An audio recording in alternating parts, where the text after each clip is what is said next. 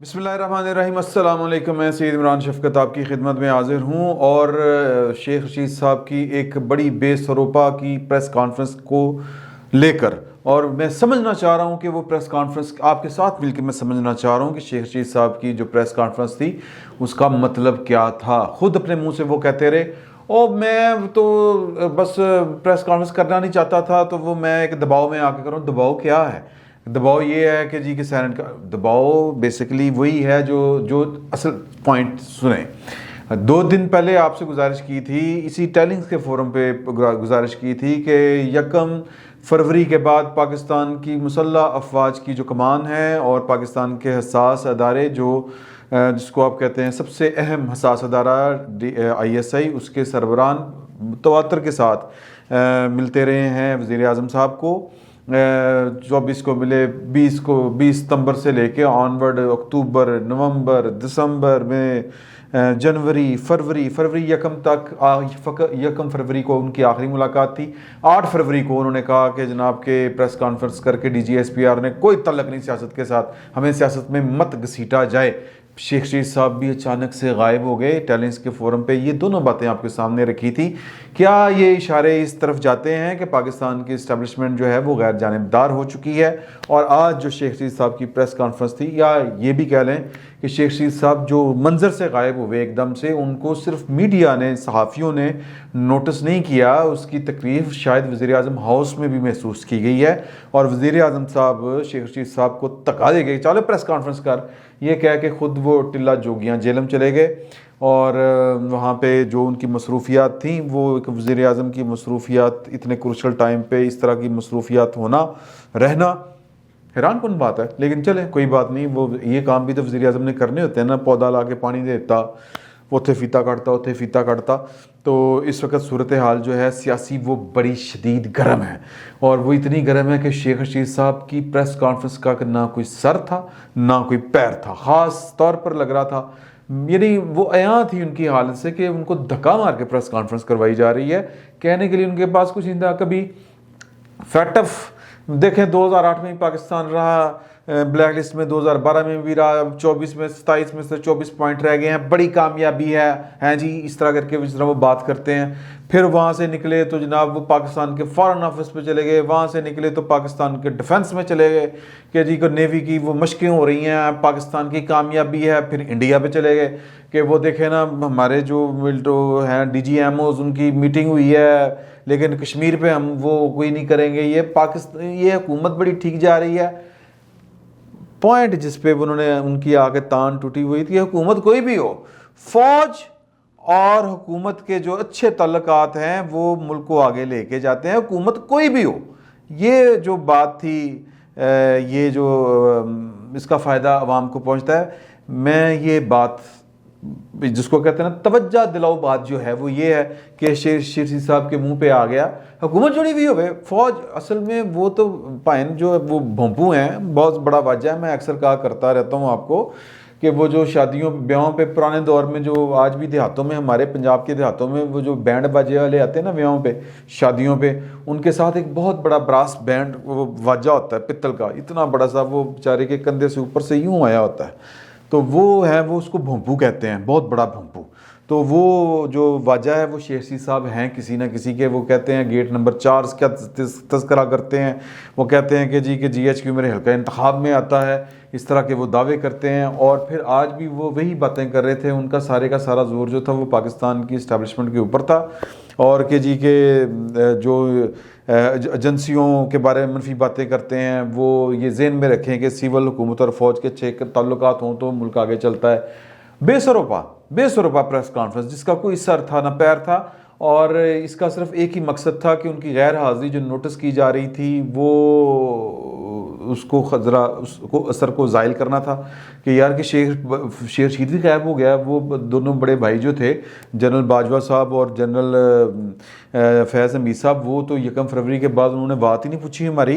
महीना आज, it's last day of this month, 28 फरवरी है, तो उन्होंने तो कोई बात ही नहीं पूछी, तो शेख रशीद भी नहीं बोल रहा, तो लुकी की कहेंगे। तो वो लोगों का मुंह बंद करवाने के लिए शेख रशीद साहब को प्रेस कॉन्फ्रेंस उनसे करवाई गई, और कहने के लिए उनके पास कुछ नहीं था। अपने मुंह से बार बार उन्होंने कहा कि मेरे पास कहने को असल में है कुछ नहीं, 15 मिनट से ज़्यादा मैं प्रेस कॉन्फ्रेंस नहीं करता। तो ये जो हवाइयाँ उड़ी हुई हैं, ये जो परेशानियाँ हैं, ये जो चेहरों पे यहाँ हैं, वो कहते हैं ना, वो हालात का मातम था, मुलाकात कहाँ थी, तो ये हबीब जालिब साहब ने कहा था। तो ये हालात का मातम है, प्रेस कॉन्फ्रेंस कहाँ है? शेख रशीद साहब के चेहरे से यहाँ है, वो जो दिलों में बात होती है वो चेहरों से यहाँ होती है। अगर किसी ने प्रेस कॉन्फ्रेंस नहीं देखी तो मेरी गुजारिश होगी कि यूट्यूब पे जाके ज़रा टिक टिक करें और शेख रशीद साहब की प्रेस कॉन्फ्रेंस निकाल के देखें, आपको दिन में तारे नज़र आ जाएंगे और समझ लग जाएगी कि ये हुकूमत के साथ हाथ हो चुका है। बहरहाल सियासत है, हाथ किसी के साथ भी हो सकता है, वो अभी भी पूरी उम्मीद है। वो कहते हैं कि जी 50% मुझे उम्मीद है कि जो सिंध और KPK से जो वोट है शेख हफीज़ को मिलेगा और शेख हफीज़ जीतेगा। इमरान खान जो है वो PTI का नाम है, और PTI के बगैर इमरान खान नहीं है, और इमरान खान के बगैर PTI नहीं है, इस तरह की वो पता नहीं क्या पढ़ा पढ़ रहे थे। और जो बार बार फिर ये इशारा था कि यार के बहुत बड़े लोग जो हैं वो PTI से खिसक फिसक रहे हैं, मेरे समेत बहुत से लोग मुश्किल में आ जाएंगे अगर इमरान खान नहीं होगा तो। उनका ये नहीं कि सियासी मुस्तकबिल कोई नहीं होगा, नहीं शेख साहब, सियासी मुस्तकबिल यहाँ पे आप जैसे जो हैं सियासी, इनको यतीम कहती थी आप जैसों को बेनज़ीर भुट्टो, और जिनको बेनज़ीर भुट्टो गलत थी। जो सियासी यतीम होते हैं पाकिस्तान में, असल में उन्हीं के तो वाली वारिस होते हैं। आप, मेरा मतलब है कि किस दौर में वजीर नहीं रहे, सिर्फ नवाज शरीफ ने ज़रा तिंगड़ी करा दी ना आपको 12 अक्टूबर 1999 के बाद जब उनकी हुकूमत आई, या फिर पीपल्स पार्टी आपकी असली दुश्मन है, एंटी एस्टेब्लिशमेंट पार्टी है, उसका एक है।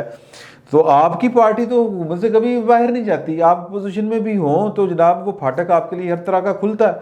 और इसी तरह आपकी पार्टी के अंदर जो लोग इमरान खान साहब के साथ मत्था लगा के बैठे हुए हैं, दे आर इलेक्टेबल्स, वो सियासी यतीम नहीं हैं। उनकी इमरान खान के बगैर भी एक हैसियत थी, और वो हैसियत इसलिए थी गेट नंबर 4, यूँ कह लें आपकी ज़ुबान में, या उनकी हैसियत जो है वो पाकिस्तान के जो जिसको कहते हैं पावर पॉलिटिक्स के अंदर है। उन्होंने जितना पाए, वो कभी इस पार्टी से, कभी उस पार्टी से, कभी उसकी टोपी उसके सर, उसकी टोपी उसके सर, वो ये वाला खेल खेलते हैं।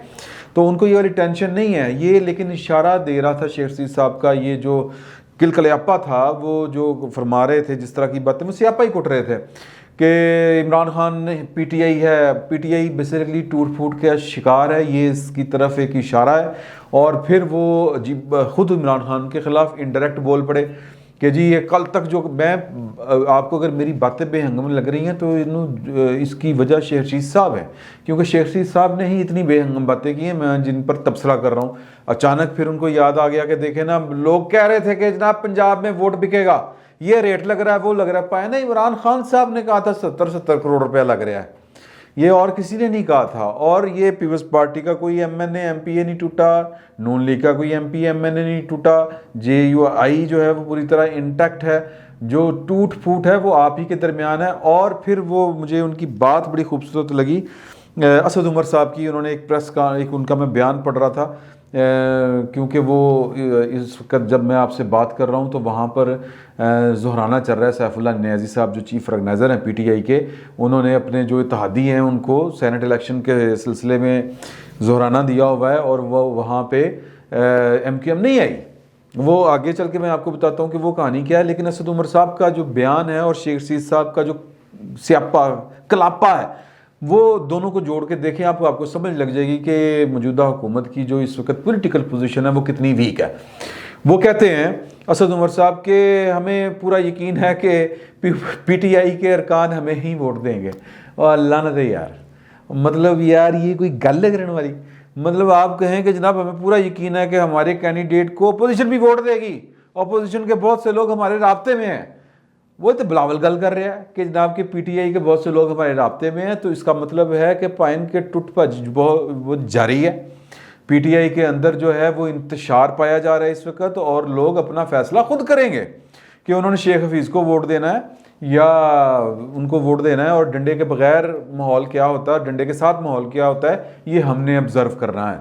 3 मार्च ज़्यादा दूर नहीं है, लेकिन उससे पहले जो सियासी मोर्चे हो रहे हैं, जाहिर है कि जब MQM जैसी जमात जो है वो अपने इत्तेहादी हुकूमत जिसकी वज़ीर आज़म हो, और जिसकी कैबिनेट में उसके 2 मिनिस्टर हों, उसके दोहराने पे शिरकत ना करे और कहे कि जी कि वो असल में हमें जो ऑफ़र आई हुई है पीपल्स पार्टी की तरफ से कि 2 सेनेटर आप ले लें और काम ख़त्म करो, हमें वोट दें, यूसुफ रज़ा गिलानी को वोट दें, 2 सेनेटर हम आपको देते हैं। तो इस तरह की ऑफ़र जो है वो इनको तो नहीं है। इनके तो जो मिनिस्टर हैं वो भी कहते हैं कि जी वो नादिया एंद्रुस जो हैं वो हमारे वज़ीर IT को किसी पासे हिलने जुलने नहीं दिया करती थी। इनके तो गिले शिकवे इस तरह के हैं। ओ दौर नंगे ਜਦੋਂ वो बाबर ना सी ना जी ना बाबर खान इस तरह करके कोई नाम था, नदीम बाबर नहीं कोई नाम इस तरह का था, वो जो थे मेरे रंग जैसे काले से थे, पोर्ट वाले वज़ीर थे, मैं सॉरी स्लिप कर गया नाम है उनका, बड़े वफाकी वज़ीर हैं बहरहाल। या फिर पोर्ट की वजारत होती थी इनके पास, सिंध हुकूमत का बहुत बड़ा शेयर होता था इनके पास। तो वो दौर अब नहीं है। अब इनको जो हुकूमत की तरफ से जो क्या मैक्सिमम मिल सकता है, एक वजारत तो और मिल जाएगी, तो 2 अगर सेनेटर मिल रहे हैं तो हो सकता है कि वो सेनेटर पर ही इक्तफा करें। और उन्होंने दोहराने में नहीं गए, ठुट वहाया। ठुट वहाने का मतलब है इन हालात में कि आपने तो अगर फैसला जो भी कल करना है, जो भी करना है, आपने पीपल्स पार्टी के साथ जाना है या PTI के साथ जाना है, लेकिन फिल वक्त तो आपने बिस्ती करती ना जनाब, मतलब वो कहते हैं ना सरे बाजार रुसवा कर दिया आपने अपनी हुकूमत को, अपने वज़ीर आज़म को। आप उनके इशाइये में नहीं गए और सोच क्या रहे हैं, पीपल्स पार्टी की ऑफ़र कबूल करनी है, PTI की ऑफ़र कबूल करनी है। पीपल्स पार्टी 2 सेनेटर दे रही है, उधरों से डंडा आ गया। बार बार जो मैं कहता हूँ, वो जो गैर जानिबदार हैं उन्होंने फिर डंडा निकाल के PTI के झंडे में दे दिया।